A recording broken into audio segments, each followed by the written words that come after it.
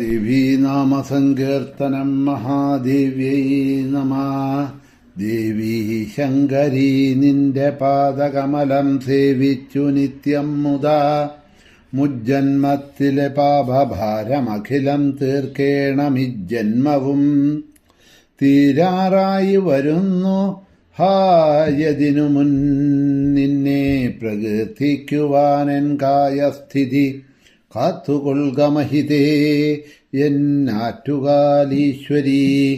ദേവീ ശരണം അമ്മേ. സുപ്രഭാതം, ശുഭദിനം. എല്ലാ ധന്യാത്മാക്കൾക്കും പുലർകാല വന്ദനം. ശ്രീമദ് ഭാഗവത നിത്യപാരായണ ദേവി ഭാഗവത നിത്യപാരായണ പരമ്പരയുടെ യജ്ഞവേദിയിലേക്ക് സുസ്വാഗതം. നവമസ്കന്ധത്തിലെ 25-ാമത്തെ അധ്യായമാണ് അവലോകനം ചെയ്തുകൊണ്ടുവരുന്നത്. തുളസിയുടെ മാഹാത്മ്യത്തിനെയാണ് അവിടെ വന്ദിച്ചു വന്നത്. വൃന്ദാവനി, വിശ്വപൂജിത, വിശ്വപാവനി, പുഷ്പസാര, നന്ദിനി, തുളസി, കൃഷ്ണജീവനി, ഇങ്ങനെയുള്ള 8 നാമങ്ങൾ തുളസിക്കുണ്ട്. ഈ 8 നാമങ്ങളും ചേർന്ന് വരുന്നതായിട്ടുള്ള മുകളിൽ പറഞ്ഞതായിട്ടുള്ള 8 സ്തോത്രങ്ങൾ. ഓരോ നാമവും എന്താണ് വിശേഷത? അത് ഭഗവാൻ സ്വയം മഹാവിഷ്ണു കൊടുത്ത പേരുകളാണ്. അതിൻ്റെ വിശേഷതകളെയും അതാത് ശ്ലോകത്തിൽ അവിടെ പറയുണ്ടായി. ഞാൻ ഇതിൻ്റെ മുകളിൽ ആരാണോ 8 നാമങ്ങളും ചേർന്ന ഈ സ്തോത്രം മനസ്സിലാക്കിക്കൊണ്ട് ശ്രദ്ധാഭക്തിയോടുകൊണ്ട് ഈ ശ്ലോകം ജപിച്ച് തുളസിയെ പൂജിച്ചതിന് ശേഷം നമസ്കരിക്കുന്നത്, അവരെ അശ്വമേധ യാഗം ചെയ്ത ഫലം അവർക്ക് കിട്ടും. പിന്നെ വിശേഷാൽ പറയുകയാണെങ്കിൽ കാർത്തിക മാസത്തിലെ പൗർണമിയിൽ തുളസിയുടെ മംഗളകരമായ ജന്മം ഉണ്ടാവുകയും അന്ന് ആദ്യമായി ഭഗവാൻ ശ്രീഹരി അവളെ പൂജിക്കുകയും ചെയ്തു. അതുകൊണ്ട് കാർത്തിക മാസത്തിലെ പൗർണമി അത് തുളസി ജന്മദിനമായിട്ട് ആഘോഷിക്കുന്നുണ്ട്.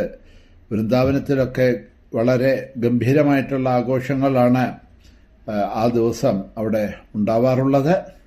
പിന്നെ കാർത്തിക പൗർണമിയിൽ വിശ്വപാവനിയായിട്ടുള്ള ആ ദേവി ആരാണോ പൂജിക്കുന്നത് അവർ സർവ്വപാപങ്ങളിൽ നിന്നും മുക്തരായിക്കൊണ്ട് വിഷ്ണുലോകം പ്രാപിക്കുന്നു പറയുന്നു. കാർത്തിക മാസത്തിൽ വിഷ്ണുവിന് തുളസീദളം അർപ്പിക്കുന്നത് 10,000 ഗോക്കളെ ദാനം ചെയ്താൽ കിട്ടുന്നതായിട്ടുള്ള ഫലം തരും എന്ന് പറയുന്നു. തുളസി സ്തോത്രം എന്നുള്ളത് ഇത് കേൾക്കുന്നത് കൊണ്ട് മാത്രം പുത്രനില്ലാത്തവർക്ക് പുത്രൻ ലഭിക്കും, പത്നിയില്ലാത്തവന് ഇഷ്ടപ്പെട്ട പ്രിയ പത്നി ഉണ്ടാവും, ബന്ധുവില്ലാത്തവർക്ക് ബന്ധുക്കളുണ്ടാകും, രോഗികൾ രോഗവിമുക്തരാകും, ബന്ധനത്തിൽ നിന്നും മുക്തനാകും, ഭയഭീതികളെല്ലാം മാറും, പാപം ചെയ്തവരുടെ പാപങ്ങളിൽ നിന്ന് അവരെല്ലാം മുക്തരാകും എന്നൊക്കെ പറഞ്ഞു. സ്തോത്രത്തെപ്പറ്റി പറഞ്ഞു കഴിഞ്ഞല്ലോ. ഇനി ധ്യാനവും പൂജാവിധിയും പറയാമെന്ന് പറയാണ്. വേദോക്തമായ കണ്വശാഖാപ്രകാരമുള്ള വിധി ആണ് പറയണത്. ആവാഹനം കൂടാതെ തന്നെ തുളസിച്ചെടിയെ തുളസിയായി ഭക്തിപൂർവം പൂജിക്കാം. ഷോഡശോപചാരങ്ങളുടെ ധ്യാനപൂർവം പൂജിക്കണം. ധ്യാനത്തിന് സർവ പാപങ്ങളെയും നശിപ്പിക്കാനുള്ള ശക്തിയുണ്ട്. പുഷ്പങ്ങളുടെയെല്ലാം സാരഭൂതയാണ് തുളസി. അതുകൊണ്ട് പരമസാധ്വിയും പരിശുദ്ധയും മനോഹരയും ചെയ്ത പാപത്തെ ദഹിപ്പിക്കാനുള്ള ആ ഒരു അഗ്നി പ്രകാരമാണോ വിറകിനെ ഭസ്മമാക്കുന്നത്, അതുപോലെ പാപത്തിനെ ഹനിക്കാനുള്ള ശക്തിയും ഉണ്ട്. പുഷ്പങ്ങളിൽ തുലനം ചെയ്യാൻ ആരും തന്നെ തുളസിക്ക് സമാനമായിട്ടില്ല എന്ന് വേദങ്ങൾ പറയുന്നു. എല്ലാറ്റിലും വെച്ച് പവിത്ര എന്നും വിഖ്യാതമാണ് തുളസി.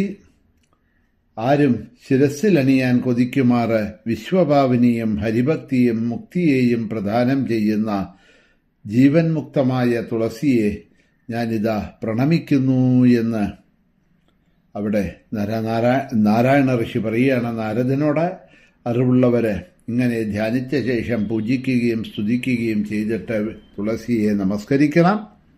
തുളസി ഉപാഖ്യാനം ഇങ്ങനെ പറഞ്ഞു കഴിഞ്ഞു. ഇനി അങ്ങക്ക് എന്താണ് കേൾക്കേണ്ടത് എന്ന് പറഞ്ഞ് ഈ 25-ാമത്തെ അധ്യായം ഇവിടെ പരിസമാപിക്കണം. ശ്രീമദ് ദേവി ഭാഗവത നവാഹം ചെയ്യുന്നതായിട്ടുള്ള സമയത്ത് ഈ തുളസി ഉപാഖ്യാനം വായിക്കുന്നതായിട്ടുള്ള സമയത്ത് തുളസി പൂജകളൊക്കെ ചെയ്യാറുണ്ട്. യജ്ഞവേദിയിൽ ഒരു തുളസിയെങ്കിലും തുളസി ചെടിയെ കൊണ്ടുവച്ച് ഈ സ്തോത്രങ്ങളെല്ലാം ജപിച്ച് തുളസിയെ പൂജിക്കുന്ന പതിവ് ധാരാളമുണ്ട്.